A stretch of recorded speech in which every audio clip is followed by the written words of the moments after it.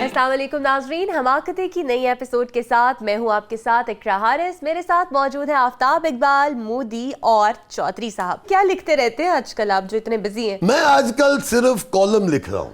کہاں پہ لکھتے ہیں؟ میں نے تو آج تک کسی اخبار میں نہیں دیکھا. کندا نے اتنے لکھتا جی. یہ جو ایٹم دوا خانہ وغیرہ.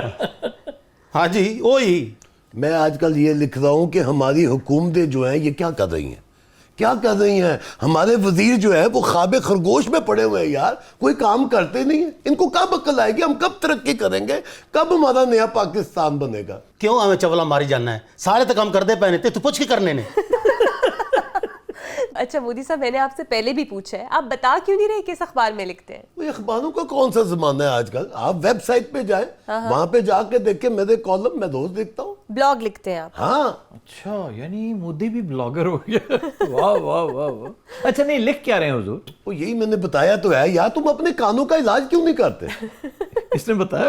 پتہ نہیں کچھ حکومتوں کا ذکر کر رہے تھے، میں تو اچھا ہاں بھائی بتایا کہ حکومتیں کچھ نہیں کر رہی، جس پر چودھری صاحب کا کہنا یہ ہے جناب گل یہ ہے کہ یہ تو رجدے ہی نہیں.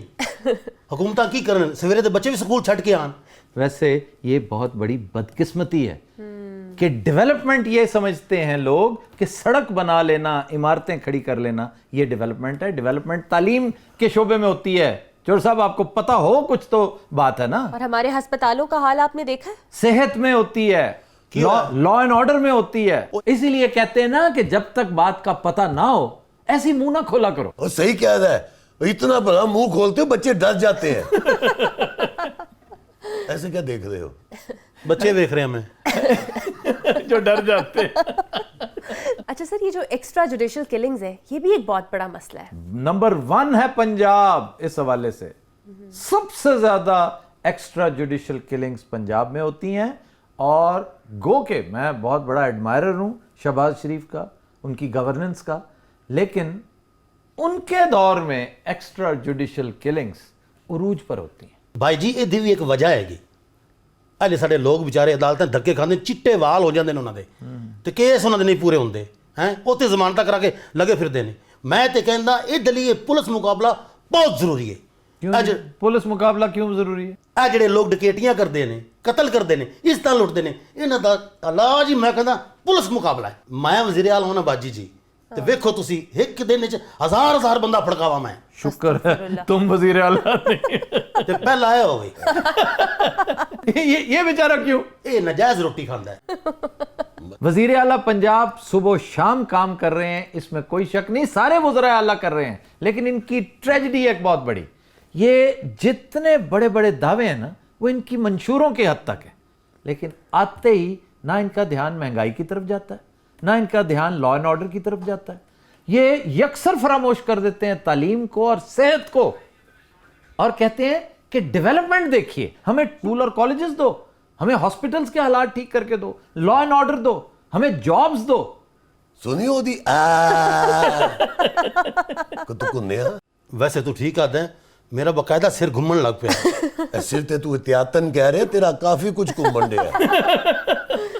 اچھا اب اگر آپ ضلع حکومت میں آ گئے خدا نہ خواستہ تو کیا کریں گے اپنے اہل دعا کری دی ہوندی، یہ گل منہ نہیں کڈی دی ہوندی. خدا نہ خواستہ کی ہوندا ہے، آ جانا ہے. چھوٹی چھوٹی سڑکاں اسی بھی اپنے محلے بنا دیسے نویاں. اچھا یار یہ بتاؤ سڑکیں ہی کیوں بناتے ہو تم لوگ؟ وہ سڑکوں میں تھبنٹو بڑے آسان ہے نا. کیوں بھی چودھری؟ بھائی جی میں لعنت بھیجدا کرپشن کرن والے تے نہ کیتی ہے نہ کسی نے کرن دینی ہے. تو یہ جو کروڑوں روپیہ کما کے بیٹھے ہوئے وہ سر تانوں کل دمبے جا نے دسیا نہیں، یہ ساری کرپشن تے ابا جی نے کیتی ہے. تو پیسہ تو تم استعمال کر رہے ہو نا وہ سارا، لیکن گناہ سارا تو ابا جی نوں جا رہا ہے. یار حد ہو گئی. میں تے اللہ دی رحمت نال 2 مسجداں بنائیاں نے. کیا مساجدیں؟ میرے خیال تہاڈی پنجابی کمزور ہے. کرپشن کے پیسے سے مسجدیں بنائی ہیں؟ جی جناب، اور 5 سال لنگر خانے کھولے نے. لنگر خانے بھی کرپشن کے پیسے سے؟ باجی جی یہ کرپشن ادو تک آئی جدو ابا جی ساری دولت سب بن کے بیٹھے ہیں، جدو سائلنٹ ہوئے نے موجہ لگ گئی ساڑی. اچھا یہ بھی کیا خوب ہے کہ والد صاحب ساری عمر کرپشن کرتے رہے، جو ہی وہ فوت ہوں انہی کے کرپٹ پیسوں سے آپ رفاہی کام شروع کر دیں. بھائی جی یہ صدقہ جاریہ ہے. ہائے اولاد صدقہ جاریہ ہے نا. حالانکہ میں نے پتہ ہے ابا جی نے جو اتنے کرتوت کیتے ہیں نا اتنے انہوں نے لتر پی رہے ہونے.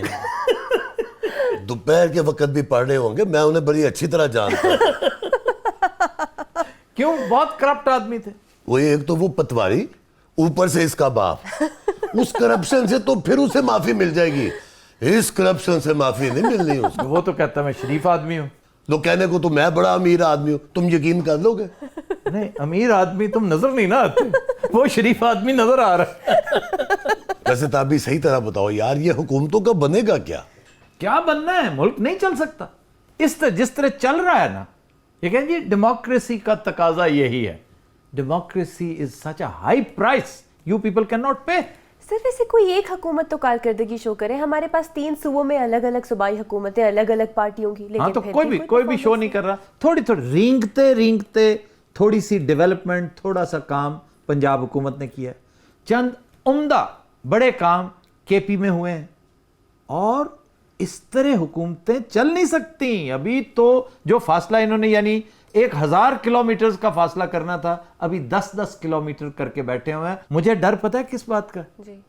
आने वाले दिनों में ये जो वो कुव्वतें जो बड़ी जल्दी हौसला हार देती है ना, बेसब्री हो जाती हैं, और उनकी बेसब्री का समर है आज जो लूली लंगड़ी टूटी फूटी जमहूरियत है। कोई बैद नहीं कि इस टेन्योर के खत्म होने से पहले सब कुछ तलपट हो जाए, क्योंकि काम नहीं हो रहा, कुछ भी नहीं हो रहा। और आपने तो एक प्रोग्राम में बड़ा डिटेल जिक्र भी किया था कि ये पटरी कितनी जरूरी है हमारे लिए। जरूरी तो है, लेकिन साथ डिलीवर भी तो करो। मैंने तो ये भी कहा था, वो जमीर जाफरी का शेर हमेशा मैं पेश करता हूं कि शौक से नूरे नजर लखते जिगर पैदा करो, जालमों थोड़ी सी गंदम भी मगर पैदा करो। हमारे मुल्क का मसला बुनियादी तालीम नहीं है, माइंड सेट है। 90% हमारे पाकिस्तानी ये हैं, ये जो मोदी सामने बैठा हुआ। हेलो, वो तो ये कहा जाएगा नहीं, ये 90% में नहीं आता, ये तुम्हारी निस्बत, ये तो बड़ा मॉडर्न और बड़ा चालाक है। तुम बैकवर्ड हो। होर दसो, भुखे हो, नंगे हो, कमीने हो। नहीं, ये मैं नहीं कह रहा, ये मासूम है, सीधे साधे हैं। मोदी, ये समझने की बात है, ये तुम्हारे खिलाफ बात मैं नहीं कर रहा। तुम पढ़े लिखे हो, तालीम याफ्ता हो, लेकिन मॉडर्न नहीं हो। सर, क्या ये गांव की बीवियां ज्यादा शक करती है या शहर की? दोनों करती हैं, डिपेंड करता है बंदे के अपने ट्रैक रिकॉर्ड पे। तुम बताओ, तुम शक करती हो अपने मियां पे? मैं तो पिंड दी औरत हां, ਅਸੀਂ ਤੇ ਸਾਰੀ ਜ਼ਿੰਦਗੀ ਬਰਬਾਦੀ 'ਚ ਹੀ ਕੱਢੀ ਹੈ। बंदे के सामने तो तुम बिल्कुल मोम बन जाती हो ना तुम लोग, जुतियां खानियां जियां। ਮੋਮ ਨਹੀਂ, ਨੇਕ ਔਰਤਾਂ ਹੈ। नेक ਸਾਨੂੰ ਸਮਝਾ ਕੇ ਇਹ ਗਲਦੇ ਨੇ, ਕੇਸ ਕਰੂ ਜਾ ਰਹੀ ਹੈ, ਇੱਥੋਂ ਤੇਰੀ ਡੋਲੀ ਜਾਣੀ ਹੈ, ਉਦੋਂ ਤੇਰਾ ਜਨਾਜ਼ਾ ਆਣਾ, ਸਾਨੂੰ ਡਰਾ ਕੇ ਪਹਿਲੇ ਗੱਲ ਦਿੰਦੇ ਨੇ। ਤੁਸੀਂ ਤਾਂ ਜਾਣਦੇ, ਤੁਸੀਂ ਤਾਂ ਆਪ ਪਿੰਡਾਂ 'ਚ ਲੂਰ ਲੂਰ ਫਿਰਦੇ ਰਹੇ ਹੋ। ਨਸੀਬ ਹੀ ਪੈੜੇ ਨੇ, ਸਾਰਾ ਦਿਨ ਕੰਮ ਕਰੀਦਾ। ਇਹਨਾਂ ਦੀ ਮੌਜਾਂ ਵੇਖੋ ਨਾ, ਸੁਰਖੀ ਲਾ ਕੇ ਆਰਾਮ ਨਾਲ ਬੈਠੀ ਹੈ। बेड़े गरकते आफ्ताब सब साडे होए। तालीम, वो तालीम याफ्ता है, पढ़ी लिखी है, तुम्हारी तरह नहीं है जाहिल मुतलक। ਜਿਹੜੀ ਤੁਸੀਂ ਸਾਡੇ ਪਿੰਡ ਆਕਸਫੋਰਡ ਯੂਨੀਵਰਸਿਟੀ ਬਣਾਈ ਸੀ ਨਾ, ਮੈਂ ਦਾਖਲੇ ਲਈ ਗਈ ਸਾਂ, ਉੱਥੇ ਡੇਟ ਮੁੱਕ ਗਈ ਸੀ ਦਾਖਲੇ ਦੀ। ਇਹ ਬਾਜੀ ਜੀ ਨਾ ਥੋੜੇ ਜਿਹੇ ਭਾਂਡੇ ਵੀ ਹੈਗੇ। ਆਫਤਾਬ ਸਾਹਿਬ, ਤੁਸੀਂ ਸਾਡੇ ਤੇ ਧਿਆਨ ਕਿਉਂ ਨਹੀਂ ਦਿੰਦੇ? ਲੈ ਬਈ, ਕੰਮ ਆ ਗਈ ਤੇਰਾ। मैं क्या ध्यान दूं? ਉਹਨਾਂ ਨੂੰ ਕਹੋ ਨਾ ਕਿ ਸਾਡੇ ਪਾਸੇ ਵੀ ਯੂਨੀਵਰਸਿਟੀਆਂ ਬਣਾਉਣ, ਅਸੀਂ ਵੀ ਅਸਲ ਪੜ੍ਹੀ ਲਿਖੀ ਕੁੜੀ ਬਣ ਕੇ ਬਵੀਏ।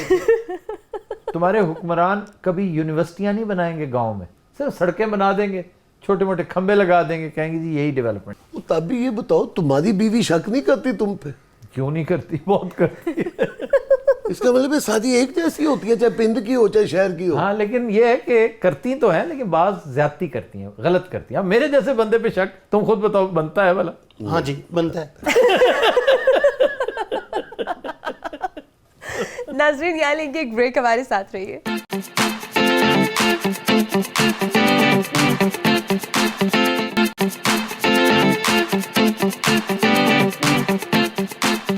वेलकम बैक नाजरीन। अब हमारा सेगमेंट है नेक काम में देर। चल भाई बता फिर, आज पाकिस्तान को कैसे अमीर करेगा?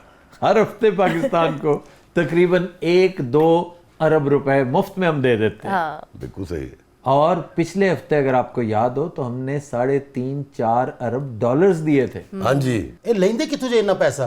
एक इधर इराक की करेंसी तो नहीं।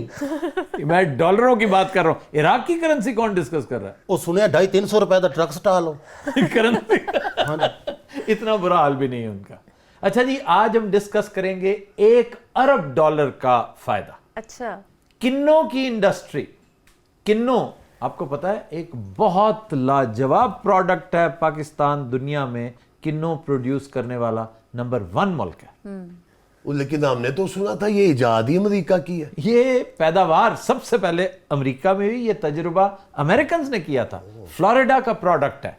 فلوریڈا کو اورنج سٹیٹ کہا جاتا ہے، لیکن اسے نقطہ کمال تک پہنچایا ہم نے، پاکستان نے، اور وہ بھی پنجاب کا علاقہ جو چج دوآب کہلاتا ہے، چناب اور جہلم کا درمیانی علاقہ.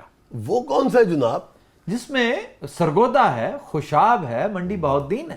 اب پرابلم یہ ہے کہ ہم پیدا تو بہت کرتے ہیں لیکن ایکسپورٹ ہارڈلی 5 سے 7%. اور سر ضائع بھی بہت ہوتا ہے. بے پناہ ضائع ہوتا ہے. جس طرح ہم جیم سٹونز کا حشر کرتے ہیں نا، تقریباً وہی، وہ تو خیر بہت بڑی پرسنٹیج ہے نا. پتہ ہے نا قیمتی پتھر کے ساتھ ہم کیا کرتے ہیں؟ میرے والد صاحب پٹواری ہیں، سنیارے نہیں ہیں. میں تم سے نہیں پوچھ رہا، میں مودی سے پوچھ رہا ہوں. میرا بھی سریادہ نہیں سی. یار حد ہوگی. تم نے کہیں نہیں پڑھا؟ پڑھے لکھے آدمی ہو تم. نہیں قسم سے نہیں پڑھا، نہیں پڑھا. پاکستان میں قیمتی پتھر کون کون سے ہیں، کہاں پیدا ہوتے؟ اب دیکھو نا، کنوں ڈسکس کرتے میں پتھروں کی طرف چلا جاؤں گا. کیوں بھائی پتھر کے حدوانے؟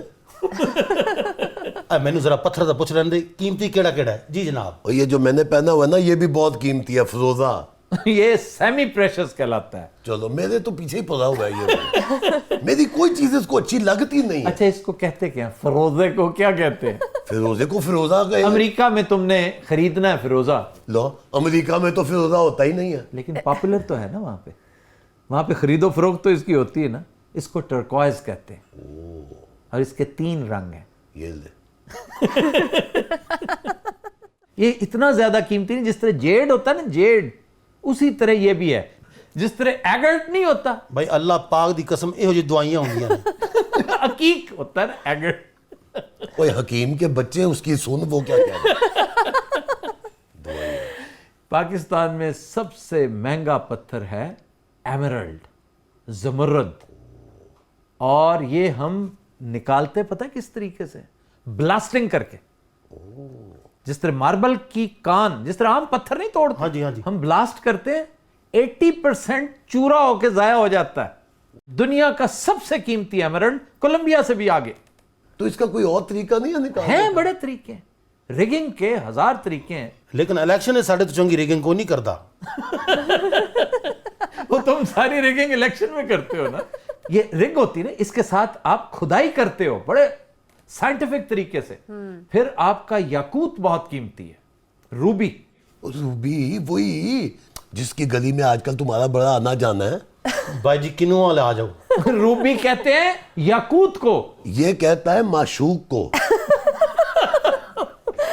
اچھا سر، آپ کنو کی بات کر رہے تھے. کنو پاکستان میں پوٹینشل رکھتا ہے $1 ارب کا، لیکن ہمارا پرابلم ہے پروسیسنگ میں، فنشنگ میں، پیکنگ میں، جس کی وجہ سے یورپی منڈیاں بھی اب ہم سے دور ہوتی جا رہی ہیں اور بدترین حالات کا شکار ہے یہ. ایک تو کیڑے کا حملہ.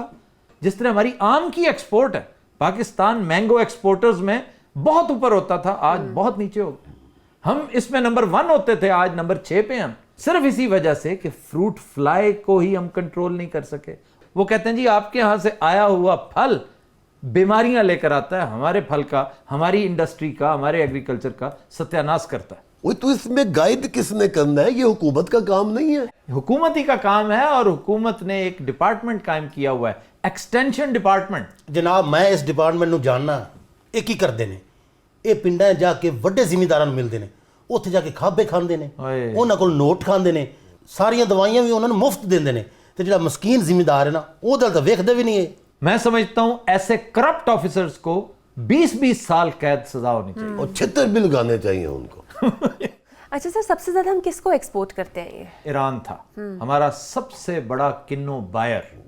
$5 کروڑ کا کنو صرف ہم ایران کو بیچا کرتے تھے. ایرانین مارکیٹ ہماری اگر خراب ہو گئی تو یہ ایک بہت عمدہ بائر، اس سے ہم ہاتھ دھو بیٹھیں گے. تو سر ہم اس حوالے سے کچھ نہیں کر رہے. ہمیں کرنا چاہیے. اگر ایران نے آپ کے کنوں پر ہیوی ڈیوٹی عائد کر دی ہے اور کسان پر عرصہ حیات تنگ کر دیا ہے، تو ہمیں بھی چاہیے کہ پہلے تو ایران سے پوچھیں بھائی تمہارے پرابلمز ہیں کیا، اس میں جینوئن کتنے ہیں، ان جینوئن کتنے ہیں. اور دوسری بات یہ، کیا تمہارا انگور، انار اور سیب ہم بغیر ڈیوٹی کے لیتے رہیں اور جواب میں تم ہمارے ساتھ یہ سلوک کرو. حتیٰ کہ ایرانین کھجور یہاں پہ بہت آتی ہے اور انتہائی تھوڑی ڈیوٹی نہ ہونے کے مترادف. تو ہمیں اس کے اوپر کرنا چاہیے. ایک بات تو بتاؤ تابی, یہ ہر عجیب الخلقت آدمی کا تعلق نواز لیگ سے کیوں ہے؟ اے بھائی جی انہیں کوئی میرے تے ٹچ کرتا نہیں کیتی. کیوں, آپ پر کیا ٹچ کر؟ اے جناب جڑی انہیں عربی چ گال کڈی ہے او عجیب الخلقت. عجیب الخلقت کا مطلب ہے عجیب و غریب, جیسے عجیب چیز ہو نا. ہاں ایسے عجیب دے گھر تیرا پورا ٹبر روٹی کھاندے ہی. یار تابی میرا ایک دوست بتا رہا تھا, اس نے یورپ میں کنو کھایا, اس میں بیج ہی نہیں ہوتے. ہمارے کنو میں اتنا بیج, اتنا پتھریلا کنو. پتھریلا کیا مطلب؟ یار پتے میں پتھری نہیں ہوتی. ہاں جی جناب اس دیوس دا مطلب ہے کہ ساڈے کنو نو پتھری ہے. نہیں اس کا جواب بتاؤ نا, ہنسو نہیں آگے یہ یورپ میں واقعی یورپی سخت ناپسند کرتے ہیں یہ جو بہت زیادہ بیج ہوتے ہیں نا, اور یہی وجہ ہے کہ تربوز کے اوپر بہت اعتراض کیا گیا تھا. آپ وہاں پر جو تربوز کھاتے ہیں وہ بغیر بیج علیحدہ ہے اس کا ریٹ, اور بیج والے کا ریٹ علیحدہ ہے. لیکن ایک بات یاد رکھو, پاکستانی کنوں سے زیادہ لذیذ روئے زمین پر کنوں نہیں ہے. چاہے جتنے بھی اس میں بیج ہیں, اس کا تم ذائقہ, اس کا ٹیسٹ دیکھو, سبحان اللہ, واقعی بہشت کا تحفہ لگتا ہے. لیکن اس پر ریسرچ ہونی چاہیے. اگر جاپانی تربوز کو چکور کر سکتے ہیں صرف پیک کرنے کے لیے, پیکنگ مٹیریل میں, یعنی ڈبے کے سائز کے مطابق وہ چکور تربوز بنا سکتے ہیں, تو ہم بیجوں کا علاج نہیں کر سکتے؟ انتہائی اختصار کے ساتھ میں کرکس بتا رہا ہوں تمہیں کہ کنوں کو آپ اگر ویلیو ایڈ کر لینا, ویلیو ایڈڈ کنوں, میں تو ہمیشہ کہتا ہوں جیسے نینو ٹیکنالوجی ہم نے ڈسکس نہیں کیا پچھلے ہفتے, آپ اس کا پلپ, پیوری اور کنسنٹریٹ اس کو پروسیس کریں, سادہ پھل بھیجنے کی بجائے ویلیو ایڈ کریں. جیسے میں ہمیشہ مثال دیتا ہوتا ہوں کہ سوت بھیجنے کی بجائے یا گرے کلاتھ بھیجنے کی بجائے فنش کر کے آپ جینز کیوں نہیں بھیجتے؟ جرسیاں بنا کے, ٹیلر کر کے, ٹیگ لگا کے, ریڈی ٹو گو, اس طرح کیوں نہیں دیتے؟ تاکہ ایک چیز جس پر اتنی ہی محنت لگے, ڈبل سرمایہ لگے, لیکن 10 گنا ریٹرن آئے اس سے. آپ ویلیو ایڈ کرتے ہوئے 100 روپے کی چیز کو 200 روپے میں پروڈیوس کریں, ویلیو ڈبل ہوگی. آپ اس کا پلپ, اس کی پیوری, اس کی کنسنٹریٹ, یہ وہ چیزیں ہیں جو لانگ لاسٹنگ ہیں, یہ کر کے بیچیں اور کئی گنا زیادہ پروفٹ کمائیں. یہ ہے طریقہ. آپ انتہائی آرام سے گھر بیٹھے ہوئے صرف پروسیسنگ کی مدد سے, ویلیو ایڈیشن کی مدد سے $1 ارب محض کنوں کی فصل سے کما سکتے ہیں ہر سال. اے بھائی دی گلاں سن کے نا بندہ اپنے آپ کو مجرم سمجھن لگ پیندا ہے. وہ کیوں؟ وہ سمجھدا کہ ساری غلطیاں میریاں ہی ہیں. ناظرین یہاں لیں گے ایک بریک, ہمارے ساتھ رہیے.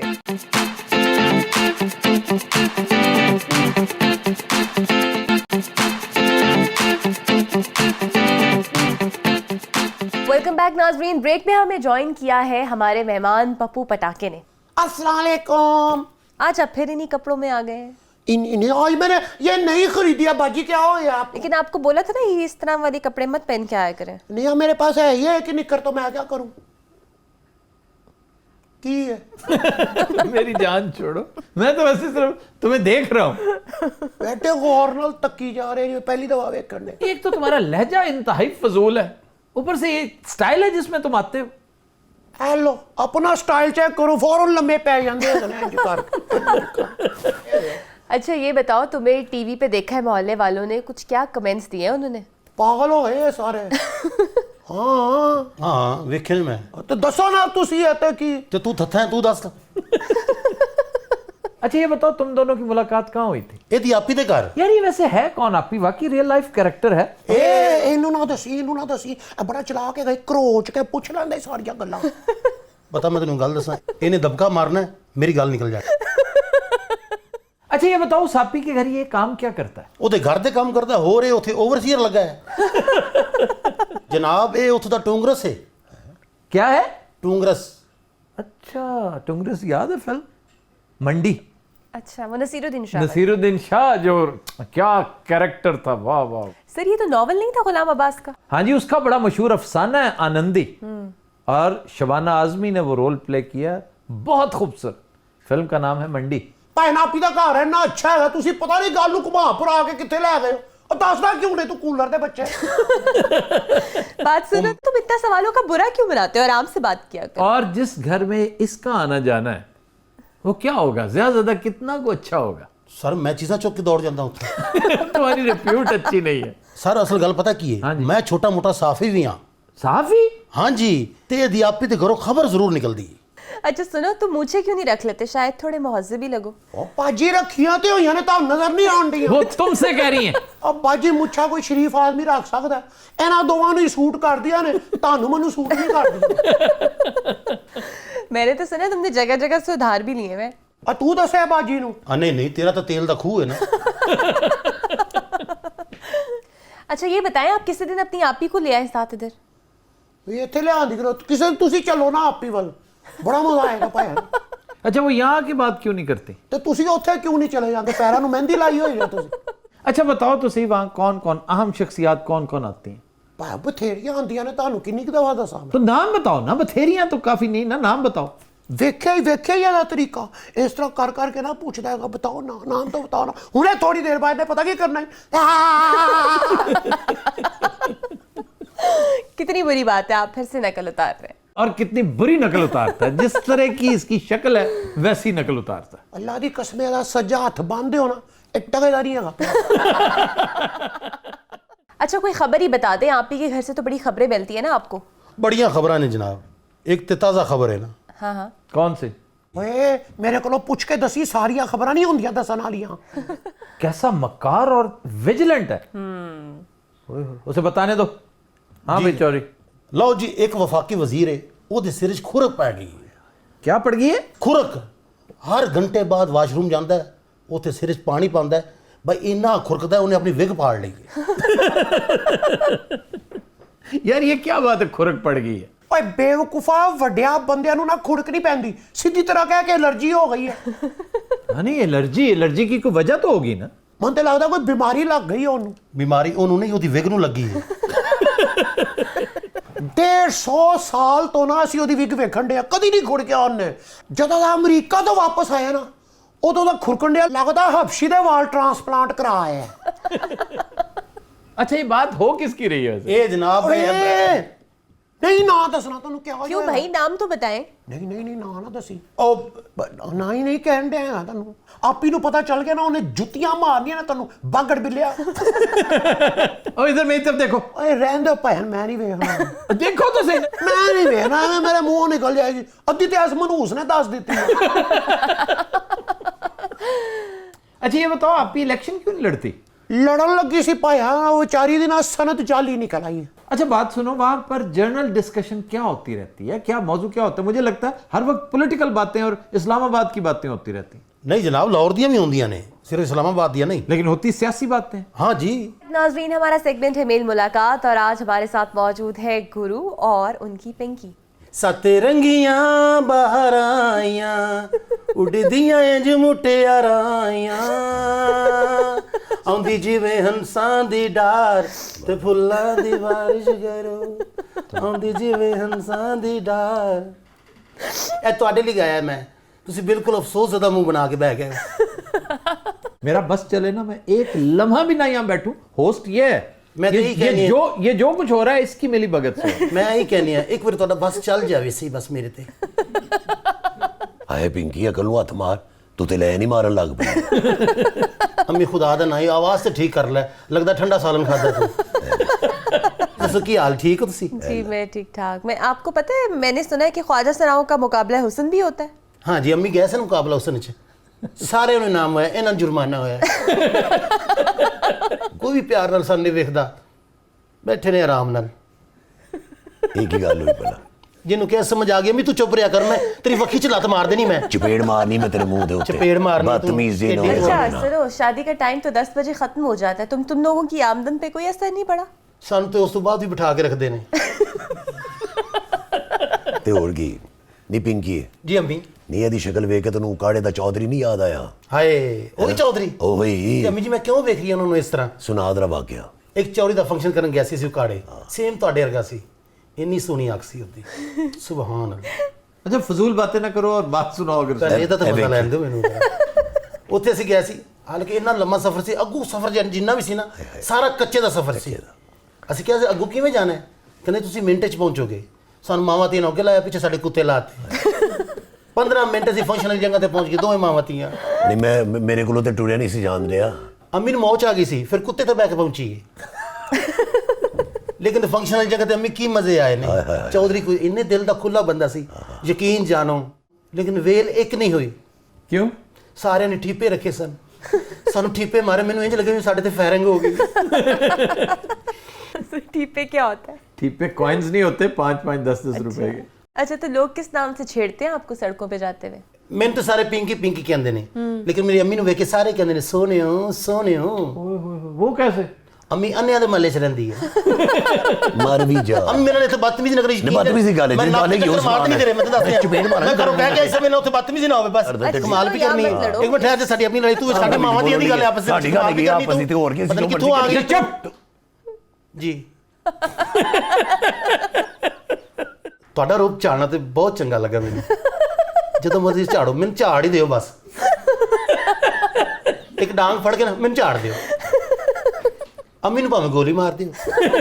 मरे तू। अच्छा, आपको पता है हमसाया ममालिक में ख्वाजा सरा सियासत में भी आ गए हैं। ਅੰਮੀ ਇਹ ਖਾਜਾ ਖਾਜਾ ਖੁਸਰੇ ਨੂੰ ਕਹਿੰਦੇ ਨੇ।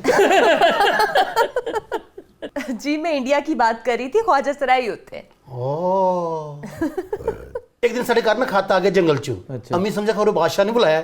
ਅਸੀਂ ਦੋਵੇਂ ਮਾਵਾਂ ਧੀਆਂ ਟੁਰ ਗਏ ਉੱਥੇ। ਤਗੂ ਮਰਨਾ ਬਾਂਦਰ ਬੈਠਾ ਸੀ, ਕਹਿੰਦਾ ਜੀ ਮੈਂ ਖਤ ਭੇਜਿਆ। 15-20 ਬਾਂਦਰ ਇਕੱਠੇ ਹੋਏ, ਕਹਿੰਦੇ ਸ਼ੁਰੂ ਕਰੋ। ਅੰਮੀ ਤਾਂ ਮੇਰੇ ਪਿੱਛੇ ਹੋ ਗਈ, 2 ਬਾਂਦਰ ਅੰਮੀ ਦੇ ਮੋਢੇ ਤੇ ਬਹਿ ਗਏ। ਅੰਮੀ ਮੇਰੀ ਘੱਟ ਤੇ ਬਾਂਦਰਾਂ ਦੀ ਅੰਮੀ ਬਹੁਤੀ ਲੱਗੀ। ਜਿਸ ਤਰ੍ਹਾਂ ਬਾਂਦਰਾਂ ਨੇ ਅੰਮੀ ਨਾਲ ਲਾਡ ਪਿਆਰ ਕੀਤਾ, ਮੈਨੂੰ ਤਾਂ ਲੱਗਦਾ ਜਿਵੇਂ ਮੇਰੇ ਭਰਾ ਸਨ। ਉੱਥੇ ਇੱਕ ਬੁੱਢਾ ਜਿਹਾ ਬਾਂਦਰ ਸੀ, ਅੰਮੀ ਨੂੰ ਅੱਖਾਂ ਮਾਰੇ। क्या था? ਬੁੱਢਾ ਜਿਹਾ ਬਾਂਦਰ ਸੀ, ਅੰਮੀ ਨੂੰ ਅੱਖਾਂ ਮਾਰੇ। ਅੰਮੀ ਆਖੇ ਮੈਂ ਕਿਧਰੇ ਵੇਖਿਆ ਇਹਨੂੰ, ਇਸ਼ਾਰੇ ਕਰੇ, ਕਹਿੰਦਾ ਪਛਾਣਿਆ ਨਹੀਂ। ਅੰਮੀ ਨੇ ਕਿਹਾ ਪਛਾਣ ਤਾਂ ਮੈਂ ਲਿਆ, ਉਂਝ ਮੈਂ ਬੋਲਣ ਨਹੀਂ ਰਹੀ ਇੱਥੇ। ਵਿਚਲੀਆਂ ਗੱਲਾਂ ਨਾ ਦੱਸਿਆ ਕਰ। नहीं, इस फंक्शन में कोई वेले शेले भी हुई? ਨਹੀਂ, ਸਿਰਫ ਫਰੂਟ ਹੋਇਆ ਸੀ। ਪਤਾ ਨਹੀਂ ਮਰਨੇ ਕੂਲਾਂ ਤੋਂ ਆਏ ਸਨ। ਕੋਈ ਸੇਬ ਸੁੱਟ ਰਿਹਾ, ਕੋਈ ਅਨਾਰ ਸੁੱਟ ਰਿਹਾ, ਕੋਈ ਅਮਰੂਦ ਸੁੱਟ ਰਿਹਾ।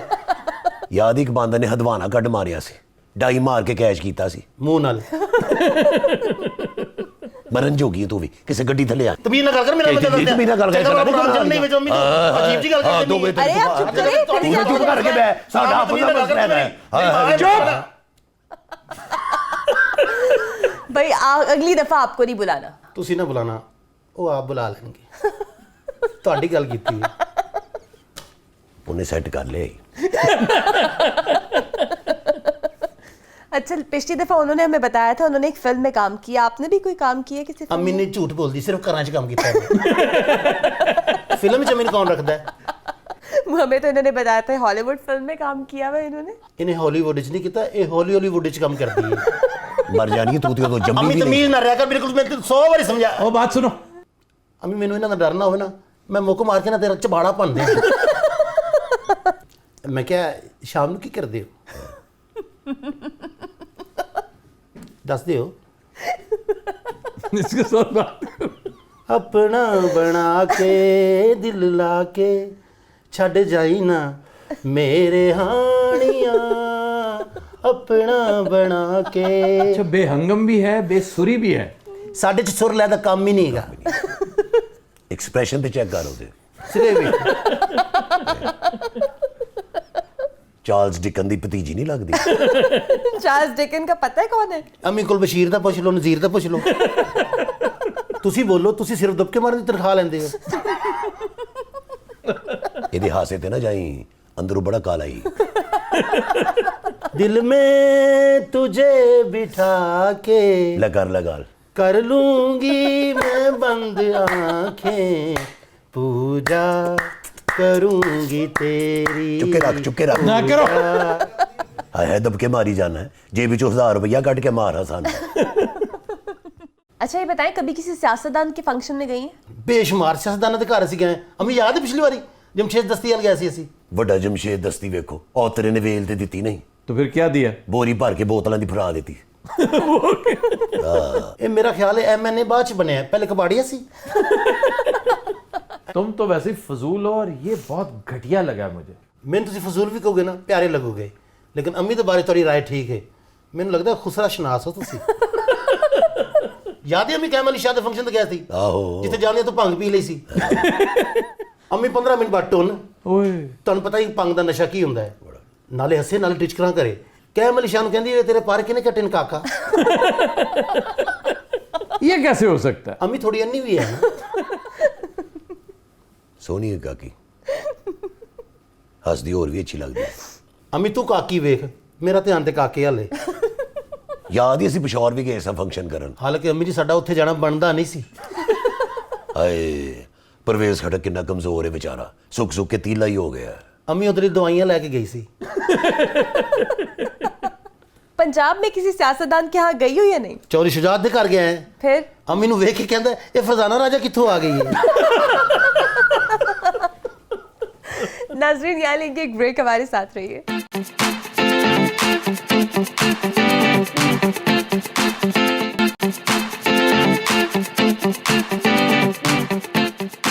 वेलकम बैक नाजरीन, हमारा सेगमेंट है बेन मुलाकात और हम आपकी मुलाकात कराते हैं कुछ किरदारों से। और आज हमारे पास पहलवान साहब मौजूद हैं और साथ उनके ਆ ਮੇਰਾ ਪੱਠਾ ਹੈਗਾ ਜੀ। जी पहलवान जी, क्या हाल चाल है आपका? ਉਹ ਮੈਂ ਠੀਕ ਹੈਗਾ, ਮੈਨੂੰ ਕੀ ਵੈਗਨ ਵੱਜੀ। ਅੱਲਾ ਕਰੇ, ਅੱਲਾ ਕਰੇ ਕਿ ਤੁਸੀਂ ਠੀਕ ਹੀ ਰਹੋ। ਤੈਨੂੰ ਸਮਝਾ ਕੇ ਲਿਆਇਆ ਕਿ ਵਿੱਚ ਨਹੀਂ ਬੋਲਣਾ। ਬਾਹਰ ਬੋਲਣਾ। ਐ ਲੈ ਉਹ ਕੀ ਕਹਦਾ ਪੱਠਾ ਹੈਗਾ, ਕੁਝ ਕਹਿ ਵੀ ਨਹੀਂ ਸਕਦੇ। और पट्टा भी है पहलवान का कम और किसी भांड का ज्यादा लग रहा है। ओए बरादरी में नाक कटवा दिया ना पहलवान का, पर लेकिन नहीं। अच्छा वैसे ये चौधरी है इंटरेस्टिंग कैरेक्टर। पहलवान जी कब से साथ है ये आपके? ਬਚਪਨ ਤੋਂ ਜੀ, ਪਹਿਲਵਾਨ ਤੇ ਹੁਣ ਹੋਏ ਨੇ, ਉਦੋਂ ਬੰਦੇ ਦਾ ਪੁੱਤਰ ਹੁੰਦਾ ਸੀ। इसका क्या मतलब है? ਬੰਦੇ ਦਾ ਪੁੱਤਰ ਸੀ, ਇਨਸਾਨਾਂ ਤਰ੍ਹਾਂ ਗੱਲ ਕਰਦਾ ਸੀ, ਐ ਨਹੀਂ ਸੀ ਕਰਦਾ। और ਤੈਨੂੰ ਅਸੀਂ ਪਿਆਰ ਕੀਤਾ ਹੈ, ਪਰ ਲੇਕਿਨ ਨਹੀਂ। ਇਸ ਗੱਲ ਦੀ ਮੈਨੂੰ ਅੱਜ ਤੱਕ ਸਮਝ ਨਹੀਂ ਆਈ। मुझे भी नहीं आई। ਇਹ ਤਿੰਨ ਲਫ਼ਜ਼ ਹੈਗੇ ਨੇ, ਅੱਛਾ ਜੀ, ਪਰ ਲੇਕਿਨ ਨਹੀਂ। ਇਹ ਗੱਲ ਤੁਸੀਂ ਤੇ ਵੀ ਕਰ ਸਕਦਾ ਸੀ, ਅਫਲਾਤੂਨ ਦੇ ਖੋਤੇ। अच्छा पहलवान जी ये बताएं कितनी कुश्तियां अब तक लड़ चुके हैं? ਓਏ ਕਾਕੀ ਕੋਈ 1000 ਤੇ ਹੋਣਗੀਆਂ। यानी 1000 कुश्तियां लड़े हो तुम? ਸਹੀ ਕਹਿ ਰਹੇ ਨੇ ਜੀ, 1000 ਤਾਂ ਲੜੇ ਨੇ। 1000 ਵਾਰੀ ਤਾਂ ਜੁੱਤੀਆਂ ਪੈਂਦੀਆਂ ਮੈਂ ਵੇਖਿਆ ਨਾ। ਮੇਰਾ ਤੇ ਕੰਮ ਹੀ ਇੰਨਾ ਹੈਗਾ ਉਸਤਾਦ ਜੀ ਦੇ ਨਾਲ, ਜਦੋਂ ਇਹਨਾਂ ਨੇ ਬੇਹੋਸ਼ ਹੋਣਾ ਘਰ ਲੈ ਆਣਾ ਹੈ। ਦੇ ਆਦਰ ਮੈਂ ਪਹਿਲਵਾਨ ਦੀਆਂ ਅੱਖਾਂ 'ਚ ਅੱਖਾਂ ਪਾਉਂਦਾ ਸਾਂ। ਔਰ ਨਾਲ ਹੀ ਇਹਨਾਂ ਨੂੰ ਦੰਦਲ ਪੈ ਜਾਂਦੀ ਸੀ। कोई दाव पेच भी कभी सीखा है अपने उस्ताद से या सिर्फ जुगते ही करते हो? ਓਏ ਅਫਸਰ ਪੁੱਛ ਰਹੇ ਨੇ ਪਕੌੜੇ ਦੇ ਪੁੱਤਰ। ਕੁਝ ਸਿੱਖਿਆ ਹੋਵੇ ਤਾਂ ਦੱਸਾਂ। तो फिर पट्टा काहे को हो तुम? ਐਵੇਂ ਬਸ ਪੱਠਾ ਬਦਾਮ ਉਧਾਰ ਲੈ ਕੇ ਪੱਠਣੇ ਆਉਣੇ ਨੇ, ਇਹਨੇ ਖਾਣੇ ਨੇ। ਤੇਲ ਉਧਾਰਾ ਲੈ ਕੇ ਮੈਂ ਆਣਾ, ਇਹਨੂੰ ਲਾਉਣਾ ਹੈ। यानी तुम्हें सिर्फ उधार लेने के लिए रखा हुआ है? ਜਨਾਬ ਬਦਾਮਾਂ ਵਾਲੇ ਦਾ ਕਮ ਸੇ ਕਮ ਅਸੀਂ ਕਰੋੜ ਰੁਪਈਆ ਦੇਣਾ ਹੈ। वो कैसे? ਅੱਜ ਤੱਕ ਪੈਸੇ ਨਹੀਂ ਦਿੱਤੇ।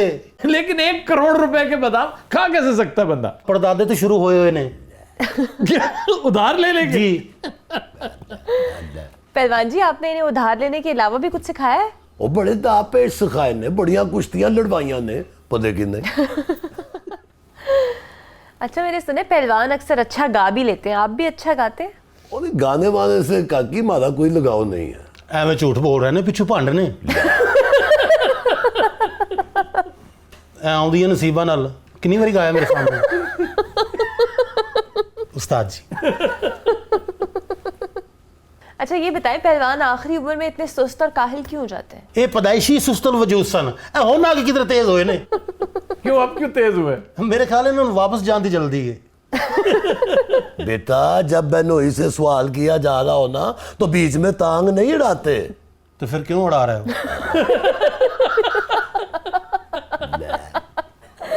अच्छा सुना है तुम गवाल मंडी में लस्सी भी रिड़कते रहे हो? ਲਓ ਜੀ, ਹੁਣ ਤੁਹਾਡੇ ਕੋਲ ਸਵਾਲ ਆਇਆ ਜੀ। ਉਹ ਇਹਨਾਂ ਦੋਵਾਂ ਨੇ ਨਾ ਸਾਨੂੰ ਚੱਕਰਬਾਜ਼ੀਆਂ ਚ ਲਾ ਕੇ ਨਾ ਸਾਡਾ ਅੱਗਾ ਪਿੱਛਾ ਪੁੱਛ ਲੈਣਾ ਹੀ। ਉਹ ਤੈਨੂੰ ਕਿੰਨੀ ਵਾਰੀ ਕਿਹਾ ਥੋਲਾ ਰੱਖ, ਪਰ ਲੇਕਿਨ नहीं।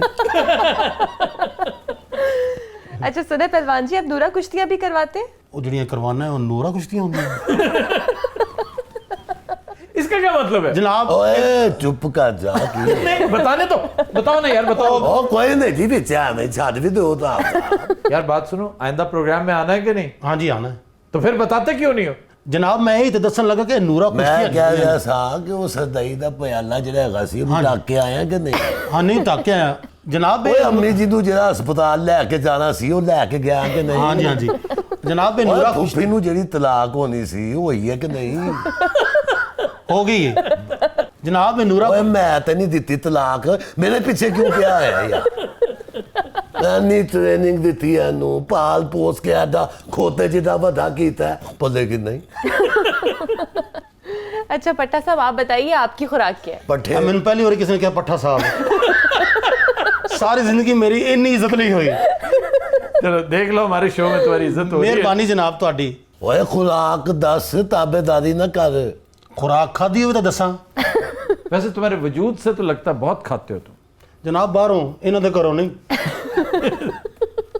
कहाँ से खाते, कहाँ से हो? ਬਾ ਮੰਗ ਕੇ ਹੀ हाय। ਪਹਿਲਵਾਨ ਦਾ ਚੇਲਾ ਕੁਛ ਦਿਓ ਅੱਲਾ ਭਲਾ ਕਰੇ ये बताए पहलवान जी, एशियन पहलवानों की तोंद क्यों निकली होती है? ਓਏ ਇਹਦਾ ਕੀ ਮਤਲਬ ਹੈ ਮਿਸਤਰੀ ਸਾਹਿਬ ਤੁਸੀਂ ਦੱਸੋ ਜ਼ਰਾ तोंद क्यों निकली, पेट क्यों निकला होता है? ਲੈ ਕਿੱਥੇ ਨਿਕਲਿਆ ਤੂੰ ਪਹਿਲਵਾਨ ਹੋਵੇ ਤੇ ਤੇਰਾ ਨਿਕਲੇ ਨਾ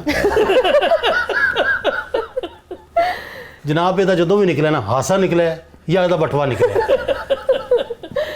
आपका पक्का दाव कैसा है? ਇਹ ਪੱਕਾ ਦਾ ਕੀ ਹੁੰਦਾ ਹੈ?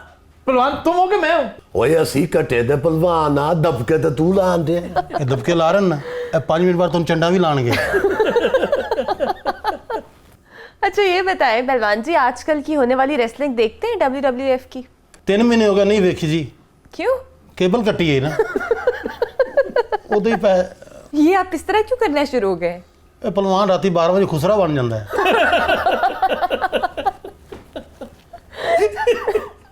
बात सुनो पहलवान जी, आइंदा इसे लेकर आओगे साथ? ਮੇਰੇ ਪਿਓ ਦੀ ਤੋਬਾ ਜੀ ਮੈਂ ਕਦੀ ਨਹੀਂ ਲਿਆਣਾ ਇਹਨੂੰ ਮੈਂ ਆਪੇ ਆ ਜਾਗਾ ਮੈਂ ਰਾਹ ਭੁੱਲ ਜਾਂਦਾ नहीं नहीं, आप बाकी आना, यू आर इनवाइटेड। ਲੈ ਚੁੱਕ ਕਸਮ ਇਹਦਾ ਮਤਲਬ ਕੀ ਹੈ आप फ्री स्टाइल रेसलिंग करते हैं या देसी? ਨਹੀਂ ਰੈਸਲਿੰਗ ਦਾ ਮੈਨੂੰ ਪਤਾ ਨਹੀਂ ਪੀਂਦਾ ਦੇਸੀ ਹੈ अच्छा ये बताएं, रीच के साथ होने वाले दंगल की क्या कहानी है? ਲੈ ਤੇਰੀ ਗੱਲ ਆਈ ਫਿਰ ਰਿਛੀ ਕੀ ਚੀਜ਼ ਹੈਗਾ ਦੱਸ ਇਹਨਾਂ ਨੂੰ ਰਿਛ ਨਾ ਅਗੇ ਕੁਝ ਵੀ ਨਹੀਂਗਾ ਉਹਨੂੰ ਤਾਂ ਚਾਚੀ ਨੇ ਢਾ ਲਿਆ ਸੀ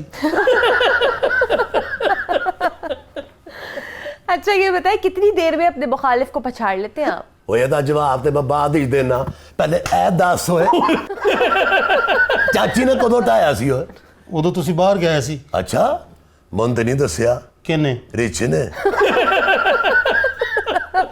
नाज़रीन, आज की शो का वक्त खत्म हुआ। कल हाजिर होंगे नई एपिसोड के साथ। अल्लाह हाफिज।